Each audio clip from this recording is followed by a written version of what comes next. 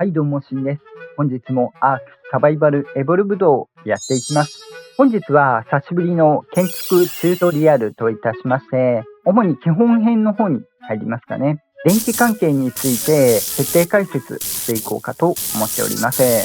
後ろに見えております発電機から電線の特徴、コンセントの距離、あときれいに電線を張っていくための小技テクニックなどもご紹介していきますので、楽しみにご覧いただければと思います。かなり要素が詰まっているものになっておりますので、オープニングそこそこに本編始めていこうかと思います。普段ですね、アークについてトラップであったり、建築動画、冒険動画、ニュース速報的な情報発信であったり、チュートリアルなどもお送りしておりますので、ちょっとでも面白かったよとか、役に立ったよとかございましたら、ぜひ高評価、チャンネル登録よろしくお願いいたします。あと、Twitter の方でも随時情報共有や配信投稿情報、動画で使った資料の配布、リクエストや相談も受け付けておりますので、Twitter の方でもフォローよろしくお願いいたします。では、本編、どうぞ。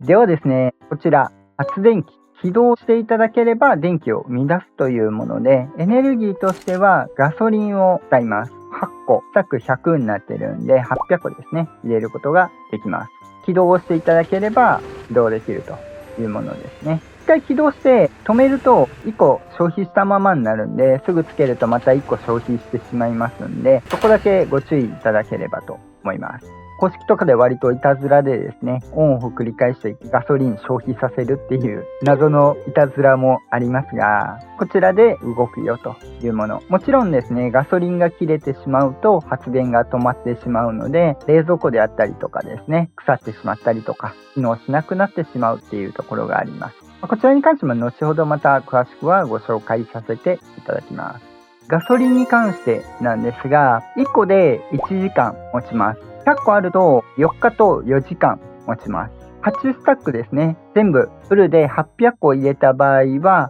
33日と8時間持つということになります。ただし、建築タイマーがありまして、そこはまたちょっと詳しくご案内させていただくんですが、電線がですね、8日間しか持たないので、それ以上ログインしなければですね、消滅してしまいますんで、つながる電線の方が先に消えてしまうということにはなります。おおむね200個あれば電線の限界と同じぐらいにはなるんですが、満タン入れといていただければいいかなというところになりますね。普段読み込んでいる時でも使えますので、放置できる部分としては8日間というところにはなるんですが、一応全スタック入れれば約1ヶ月ちょっとですね、持つことにはなります。こちらですね、発電機に関してはレベル49で覚えることができます。製作としてはですね、1000番以上であれば製作が可能です。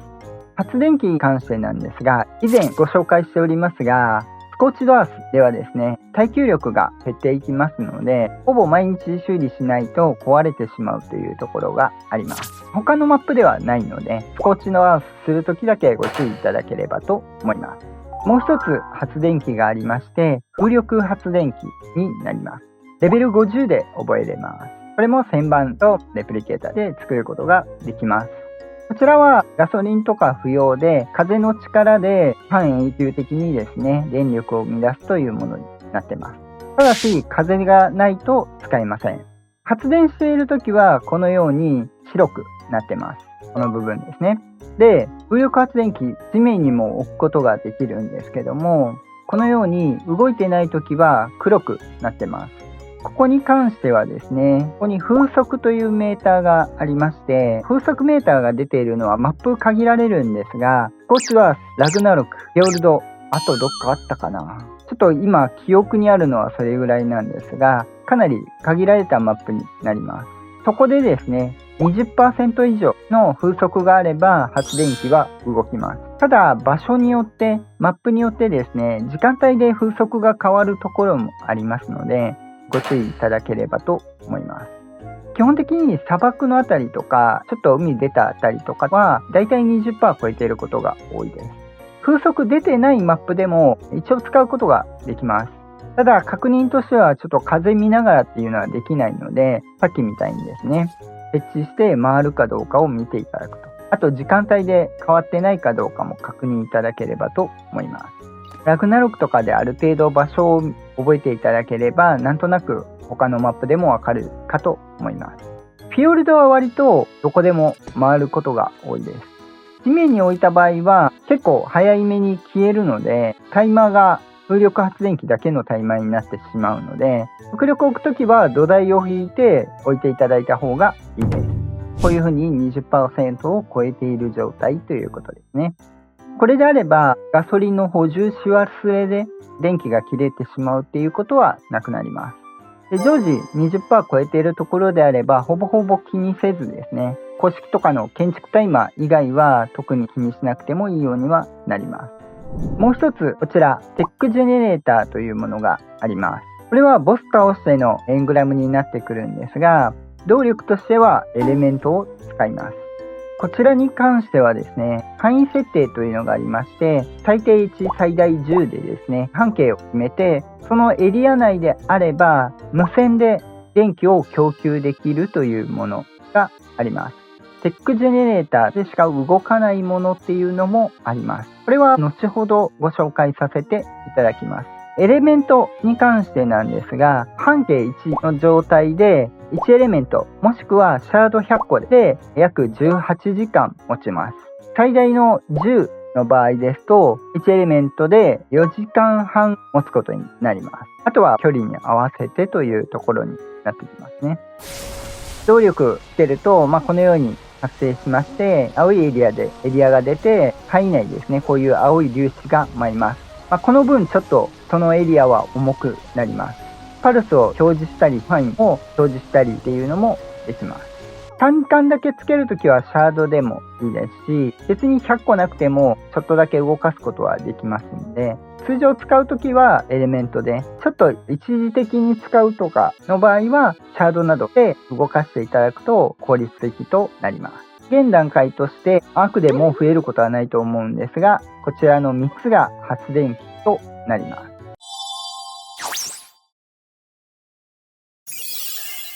こっちの2つ有線になってまして、このように電線が必要になります。まずは垂直ですね。垂直に関してはもちろん地面にこうやって置いてからであればこれぐらい、何もなしに置けば半分ぐらい下に突き抜けている状態ですね。このように下に突き抜けた半分半分の状態で置くことができます。高さの問題の調整であったりっていうところでもあるんですが、これも覚えておくと後々便利になります。基本としての直線ですね。あと別で十字型もあります。あとはこのように斜めですね。これに関しては下向きと上向きと2つあります。つける方向でですね、こうやってジグザグで貼ることもできます。ここ斜めに降りた時なんですが、見ていただいた通り垂直と高さが変わってきますので、ここで高さ調整を変えることもできます。ここにこうやって垂直貼ることもできるので、高さの調整でうまいことを使ったりっていうのもあります。あと便利なのが、これ後で追加されたものになるんですけど、柔軟なケーブルっていうのがあります。これはいろんな形でですね、近くのこういう形で距離感でですね、3つ貼ったりとか自由に貼ることができます。うまいことこれを使って長さ調整とかですね、することができます。これが出たことでだいぶ電線ですね、隠して綺麗に貼れるようになりますよね。結構いろいろ使えますんで、ここはまたご自身でいろいろ試してみていただくと面白いかと思います。電化製品使うのにはこのコンセントっていうのをこの先っちょにつける必要があります。ちなみに柔軟のケーブルの先っちょにはつかないので、だいたい接続してるんで置けるっちゃ置けるんですけど、ご注意いただければと思います。範囲内の電化製品にそこから黒いケーブルが伸びまして使えるよというものになってます。電線の貼り方についてなんですが、まずそれぞれスナップするポイントですね。発電機はこの部分になります。風力発電機はこの部分にそれぞれ接続箇所があります。今分かりやすくですね、垂直で貼りましたが、当然ながら十字の電線でもこのように面につけて貼ることができます。基本電線を置くときに関してはまっすぐ張りたいので、いつものようにはしごを使っていただいて、乗ったままでもいいですし、このようにですね、土台に対して端っこを合わせていただければ、このように土台に出しですね、ここは比較的木材とかですね、金属とかの方が綺麗に張りやすいものにはなります。木材とかだと割と木足でもまっすぐ張れたりするんですが、伸ばしていくんで極力はしご使っていただいた方がいいと思います。微妙にずれてると先の方でちょっと結構ずれたりするので、そんなに長くない時は問題ないんですが、あともう一つが綺麗に土台に合わせるパターンと、あと壁に合わせるパターンもあります。壁張る前にですね、置いていただいてもいいですし、壁を張れば下肢にですね、貼ることもできます。これで貼っていただくと、壁沿いにですね、垂直でこうやって伸ばしていったりとかもできますので、こっち側に何があるかにもなってくるんですが、下手に壁だと外側にこの部分出たりもするので、この辺はちょっと作りに合わせてというところにはなるんですが、端側に合わせていただくと、垂直を上に上げる時もですね、壁に埋まってきれいに外側からですね、見えない位置で貼ることっていうところもあります。あとは上に上げる場合にですね、柱を立てているところに沿わせてですね、上に上げていくという手段もあります。ただし柱に沿わせる場合ですね、比較的見にくかったりするので、途中とかは十字とかでですね、今どの辺にあるとかを見ながら上げていただくといいかと思います。上に上げる方法はまたご紹介しますね。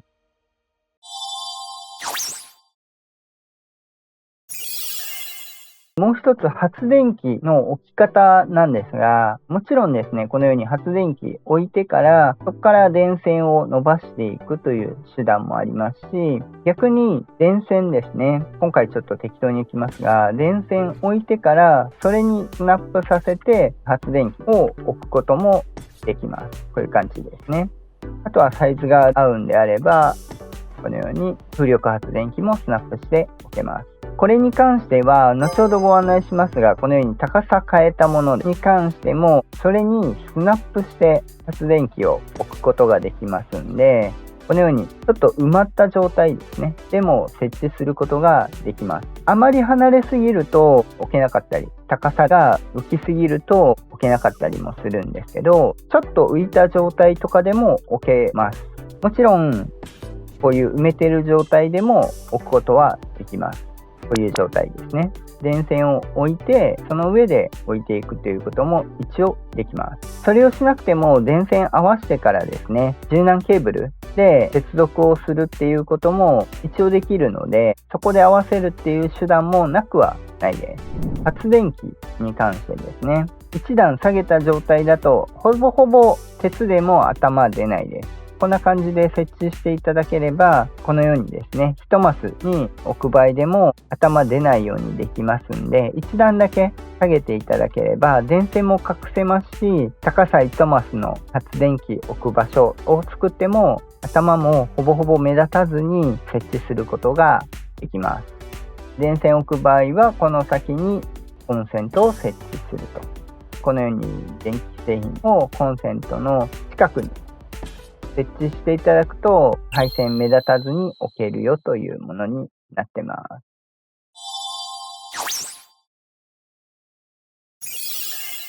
これがまず電化製品ですね。発電機で動く電化製品一式になっております。順番にご紹介していきますね。まずこちらが照明ですね。もう一つがこちらも全方位ランプっていう形で、これはスポットライトのように向いている箇所を映すもの。こっちは周辺を明るくですね照らすものになっております。もう一つですね、テックライトなんですが、これに関してもかなり長距離ですね、直線上にまっすぐに明かりを照らすというものになってます。結構広範囲行きますし、結構距離も届きます。あとは場所どっち向きでも自由に置けるので、壁につけることもできます。横向きに照らすのか、上から照らすのか、下から照らすのかっていろいろ向きも選べるので結構便利です。ちょっと取れる場所がラグナロクボスだったりするんですけど、続いて冷蔵庫。これは単純に食品とかですね、あるものを長持ちさせるというものですね。ミルクは入りません。低温冷蔵庫ですね。これはこのようにクライオポットを充電できるというものになってます。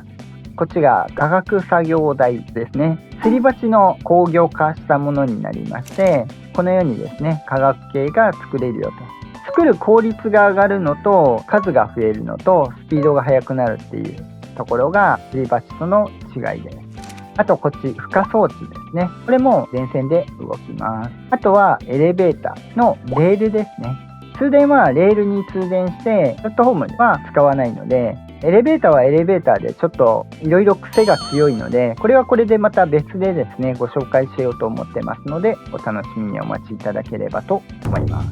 こちらリモートキーパッド、これもちょっと電気が必要になりまして、暗証番号を設定いただければ、その暗証番号を入れると周りのですね暗証番号を設定したものが同時に起動すると。例えば電気とかに暗証番号を設定したりとか、扉に暗証番号を設定したりすると、その暗証番号を入れるとオンオフしたりとかができるようになります。扉閉めたりですね、結構一斉にできるので割と便利だったりします。あとは遠隔で扉閉めたりとかもできます。こちらが電気で動くタイプですね。これに関してなんですが、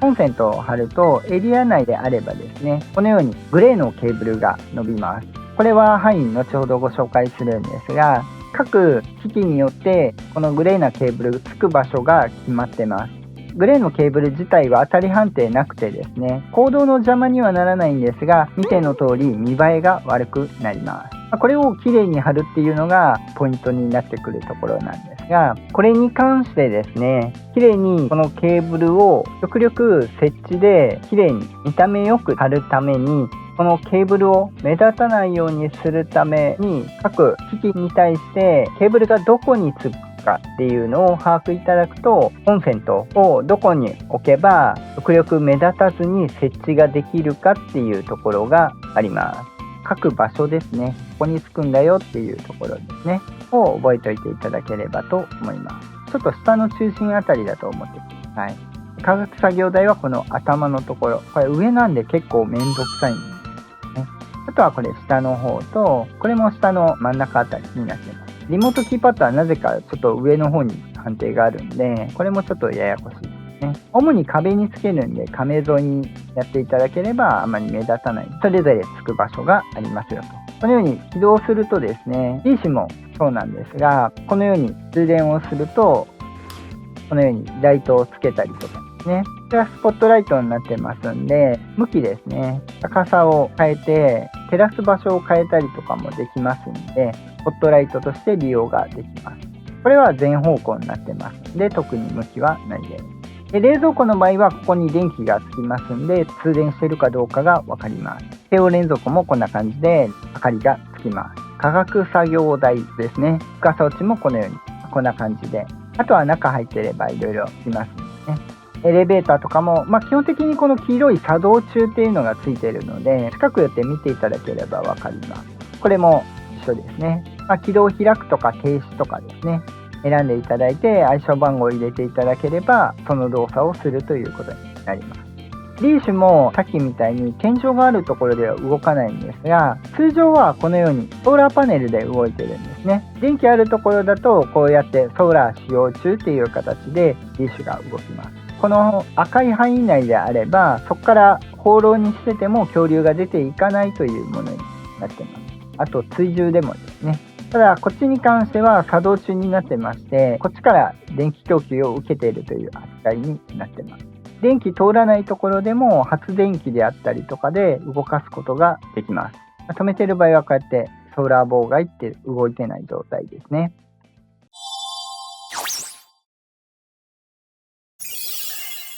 もう一つですね、こちら充電式バッテリーっていうのがあります。主にアベレーションのアイテムになりまして、電気を貯めて各電気系のアイテムを動かすことができます。これに関してなんですが、充電するのが3パターンあります。一つはアベレーションやフィヨルドにあるノードですね。こちらに入れていただくと充電することができます。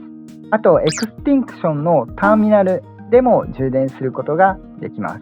ちなみに1箇所で最大充電できるのは10個になってますので、ご注意いただければと思います。もう1個注意点は、ターミナルやノードに関しては誰でもアクセスできるところになりますんで、一応盗難にはご注意いただければと思います。割と共有できるようにですね、公式とかであれば充電して入っている場合があるので、そういった場合は自分の充電してないやつを入れて、充電しているやつをもらっていくという充電タイムをみんなで回して短縮するっていう形をとっている場合もあります。サーバーによってなんで一概に言えないんですけども、もう一つですね、自力で充電する方法がこちら、エクストライダーですね。多機能なんですけど、インベントリーにこのように入れといていただくと、このように充電されます。充電されたやつですね、持っておくと、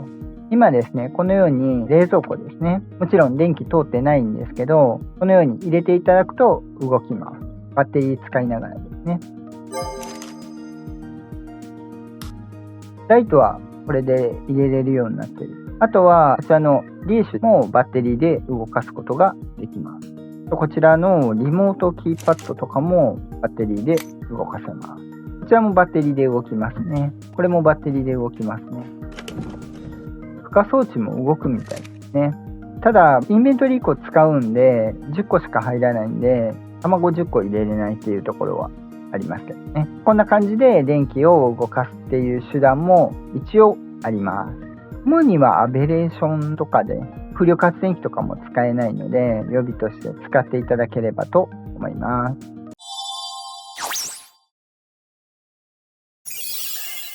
この範囲なんですけども、こちらにこのようなものを作ってみました。コンセントに届く範囲、制限がありまして、直線距離ですね。同じ高さの直線距離に関しては、こちら分かりやすいように間点在を変えてるんですけど、1マス、2マス、3マスですね。3マスの半分ぴったしのとこだと届きません。半分を端っこに置いたぐらいライトの場合なんですけど、これだと届きます。基本的には 3.5 の距離が同じ高さではいきます。上に関してですね、もちろんながら 1.5 だと思いきや、これ壁高さ 1,2,3,4,5 段あるんですね。5段のところに置いても電気届きます。そしてもう一つですね、この5段を横に移動して 3.5、さっきと同じですね。この距離でも実は届きます。電気つきます。ちょっと明るいんで言いづらいかもしれない。この距離いけるんですけど、この高さは届かないんですね。判定距離が不思議な距離感になってるんですが、おそらく長方形になってます。円形ではないかと思います。次にですね、この距離、同じ距離で上に置いてみます。ちょっと上に上がりますけど、そんなに気にならない程度。下に降りる場合に関して、当然ながらここもいけるわけなんですけども、もう一つですね。これに関しても、すでにもう伸びちゃってるんですけど、ここまで届きます。けれます。高さですね、関係なく長方形になってるんで、横が半径 3.5 マス、高さに関してはだいたい壁5枚分ぐらい、もうちょっとあるんですけど、多分半分ぐらいまで同じぐらいあると思うんですけど、その中途半端な高さは置いておいても、壁5枚分ぐらいは高さ持つよという状態になってます。もちろん壁越しでも電気は通ります。このコンセントを壊したんですけど、電線残ってるんですね、このグレーのやつ。壊しても1回電線張ると基本的に電気通ってると線残ってるんだけど、これですね、一旦メインメニューに戻りますね。はい、入り直しました。これ読み込み直すと黒い線、不要な方は消えるので、これは線気にせずにやっていただければと思います。範囲はこんな感じですね。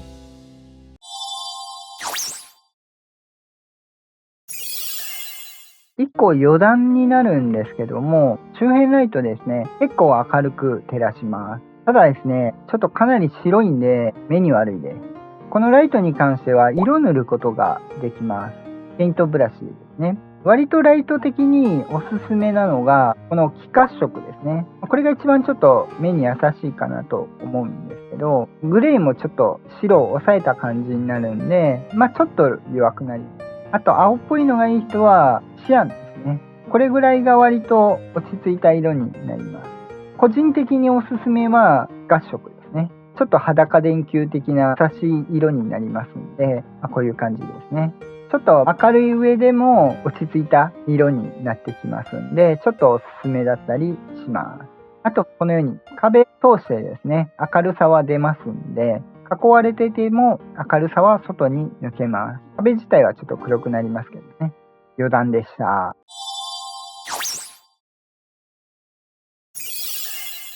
続きまして、テックジェネレーターについてですね。以前ライブで作った円形建築ね、まだ比較しか作ってないんですけど、距離なんですが、範囲設定最小1だとだいたいこれぐらいになります。1って出てるんですけど、ブロックで言うとだいたい2マスぐらいですかね。2マスちょっとぐらいの範囲になってます。最大距離にするとこんな感じですね。だいたい半径20マスになってます。円形ですね。こっちは円形に距離が保たれていることになります。これぐらいの広さだとだいたい全てカバーできると。上の端っこだけちょっとカバーできないぐらいの感じになってます。このテックジェネレーターでしか動かないものっていうのがあります。主にテックの設備なんですが、まずはこちらテレポーター。ちなみにこれでかいんですけど、全体がこのエリアに入ってなくても、テレポーターの場合はここのスイッチですね。この部分がエリアに入っていれば起動します。テック餌箱ですね。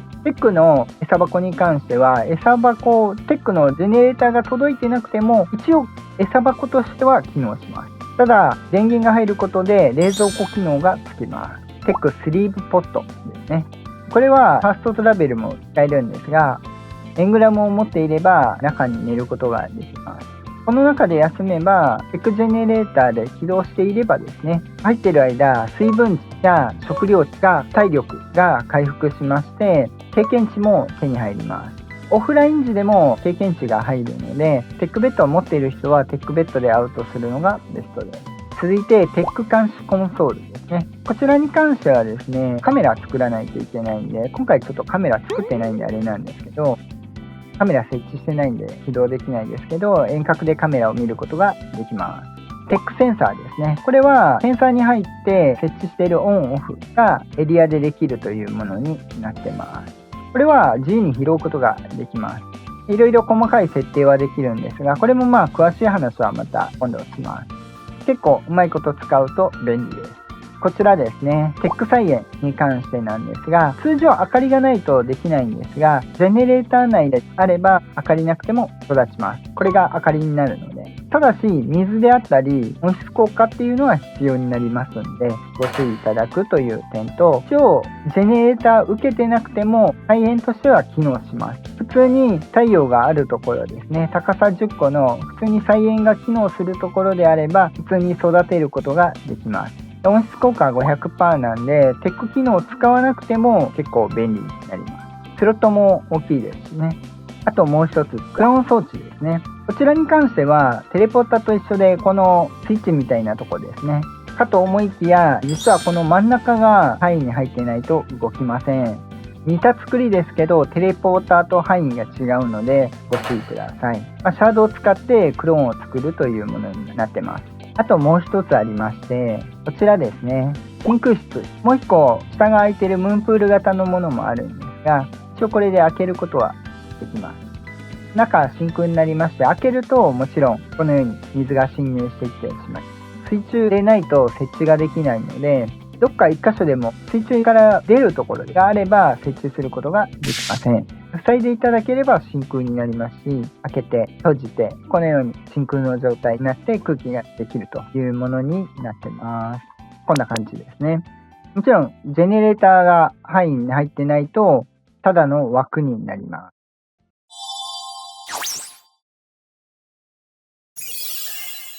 ではですね、明るさについてなんですが、まずスポットライトに関しては、ライト距離がだいたいこれぐらいの距離ですね。この距離は明るさ出ません。こ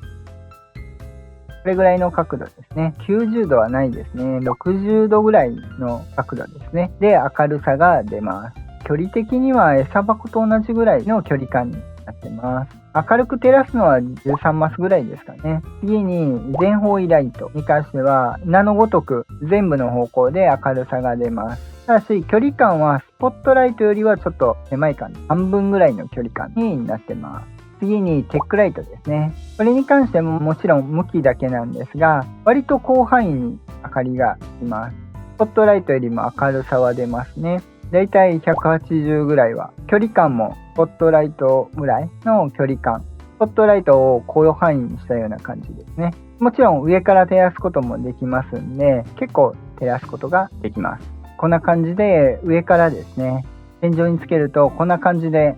範囲で照らせる感じになってますので、結構1個でも十分照らせる明るさは持ってます。停止するとこんな感じなんでね、そこそこ明るいんであれなんですけど、ガラス張りにしてるんで結構明るいんですけど、こんな感じになります。